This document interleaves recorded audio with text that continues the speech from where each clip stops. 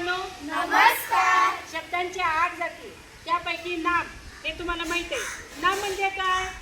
जगातील दृश्य अदृश्य वस्तूंना जे नाव दिलं जातं त्याला नाम असे म्हणतात. बस. मग आपण आज नामाची काही उदाहरणे पाहूया. देशांचे नाव: भारत, पाकिस्तान, चीन, इराण, अमेरिका. छान. राज्यांची नावे: महाराष्ट्र, गुजरात, गोवा, बिहार, आसाम. जिल्ह्यांची नावे: लातूर, बीड, मुंबई, पुणे. छान. किल्ल्यांची नावे: रायगड, प्रतापगड, शिवनेरी. रंगांची नावे: लाल, पिवळा, गुलाबी, बघू. मुलांची नावे: सागर, गणेश, रुद्र, झाडांची नावे: आंबा, चिक्कू, चिंच, पिंपळ. फुलांची नावे: गुलाब, कमळ, जाई, मोगरा, चंपा.